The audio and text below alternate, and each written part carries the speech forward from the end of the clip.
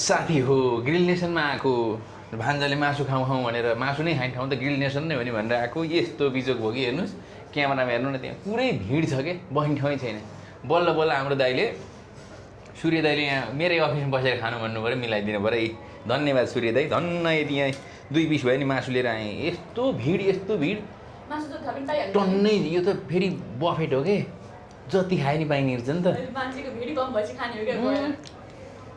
भरेसम्म बसेर मासु नै मात्रै खाल्छु नि यो अरू किन ल्याउँदैन मासुको लागि यसो ठाउँ बनाउँदै मेरो चाहिँ यस्तो छ हेर्नुहोस्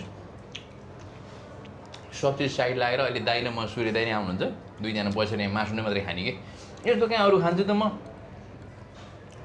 बस्ने ठाउँमा पाएर पो गाह्रो भयो त खासमा आउनुपर्ने र स्वादको लागि चाहिँ ग्रिल नेसन नै रहेछ क्या यस्तो मिठो जे खाए त्यही मिठो छ भेज नखाने मान्छेले भेज खाइरहेको छु यी राजमा साजमा भात खाइरहेको छु अहिले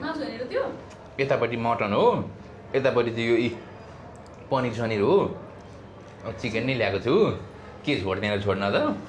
तर सकेसम्म भेज नखाने मान्छेले स्वाद मिठो भएर कि खाइरहेको छु त